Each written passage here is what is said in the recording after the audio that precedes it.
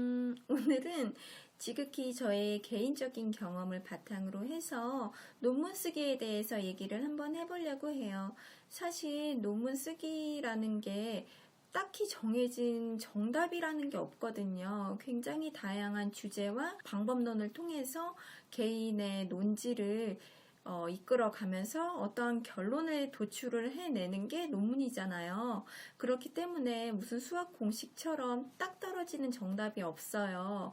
그렇기 때문에 한국에서 처음 석사 논문을 쓸 때 굉장히 막연함을 많이 느꼈었고, 사실 저는 목차를 어떻게 잡아야 되는지 이거에 대해서 감도 잘 못 잡았어요.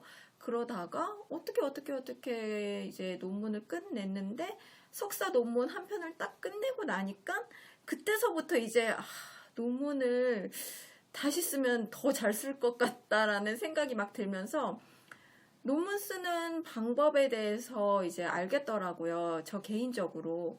이게 딱 떨어지는 정답은 아니에요. 하지만 저 개인적으로 어떠한 방법론이랄까? 저만의 기준이 생겼어요. 그 이후에. 그래서 학회지에 논문을 내고 또 영국에 가서 두 편의 논문을 쓸 때도 딱히 뭐 그렇게 논문 쓰는 것에 대해서 어려움을 느낀 것은 없었거든요.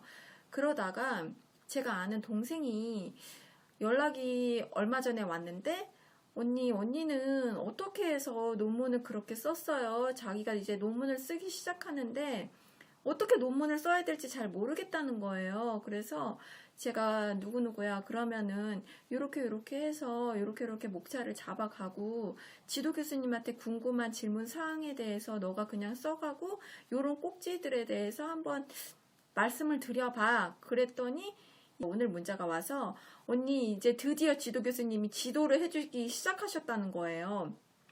사실 한국이든 영국이든 목차서부터 이제 지도 교수님이 딱 이렇게 잡아주시는 교수님은 많지가 않아요. 그런 교수님 저는 한 번도 못 봤거든요.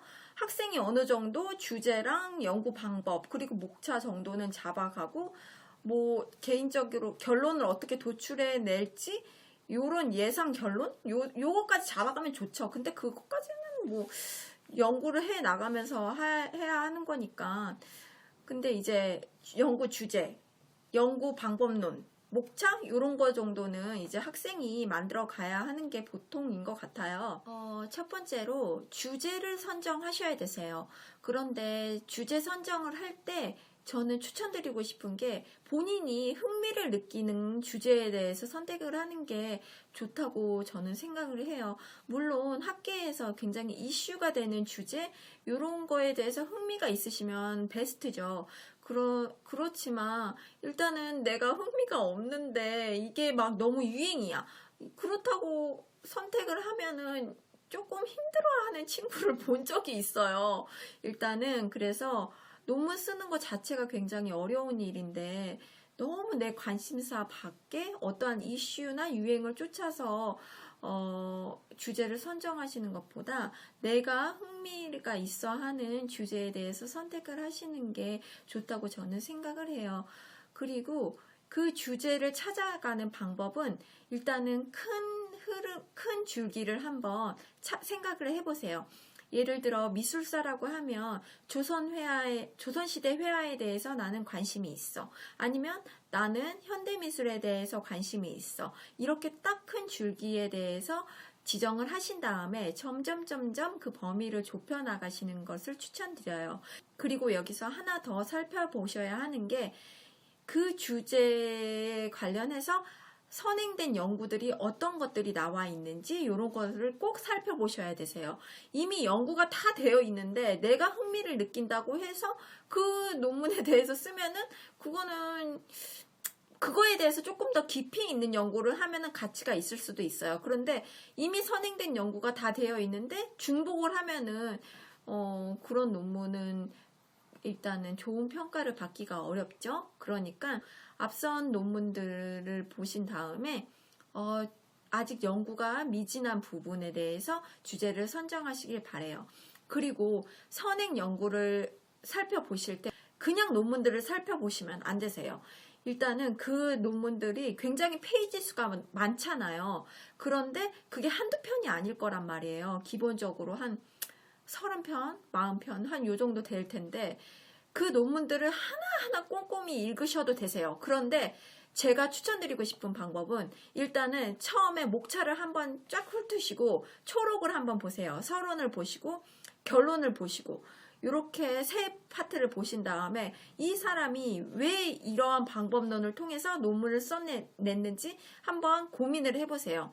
그러면은 각자가 선택한 방법론에 대해서 이 논문 이런 주제와 이런 결론을 도출해내기 위해서는 이런 방법론을 써야 했구나라는 거를 느끼실 수 있을 거예요. 그러니까 선행 연구를 살펴보실 때 그냥 논문을 그냥 너무 꼼꼼하게 막 연구를 하시는 것도 물론 좋아요. 그런데 그런 질적인 것보다 양적인 측면을 집중하시면서 선행 연구를 살펴보시는 것을 추천드려요.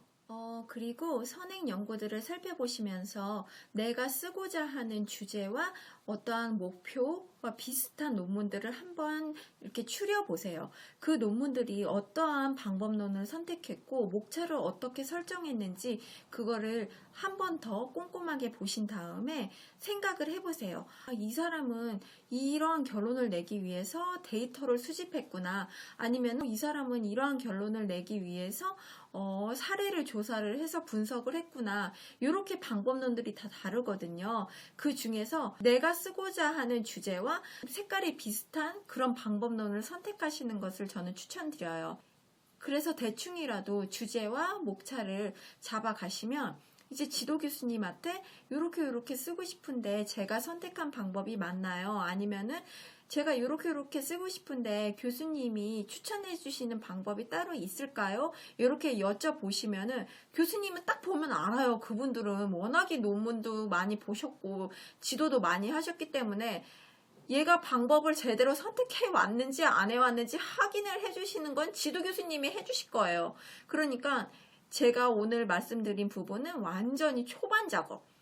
저희가 석사 논문 쓸 때는 진짜 맨땅에 헤딩하는 것처럼 진짜 아무것도 몰랐거든요. 그래서 제가 이 방법을 통해서 어느 정도 이렇게 틀을 잡아가니까 교수님이 이건 옳다, 이건 그르다 라고 이렇게 구분을 해주셨어요.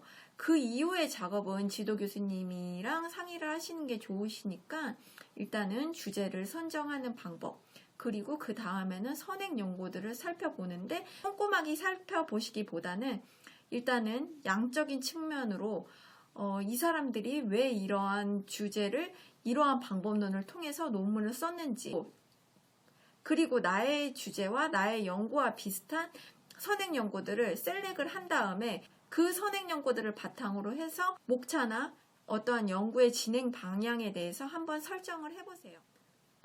오늘 논문 쓰기와 관련해서 말씀드린 부분은 굉장히 초반 작업, 기초적인 방법에 대해서 얘기를 한번 해본 거예요. 사실 오늘 말씀드린 내용은 논문을 많이 쓰신 분들한테는 그닥 도움이 안 되실 거예요. 저의 이런 경험은 정답이 아니에요. 그렇기 때문에 저보다 나은 논문 쓰기 방법 아니면 경험이 있으시면은 댓글로 남겨주시면 많은 사람과 공유가 가능하니까 댓글을 한번 남겨주세요. 그리고 질문도 있으시면은 댓글 남겨주시면 제가 아는 선에서 잘 말씀드리도록 노력하겠습니다.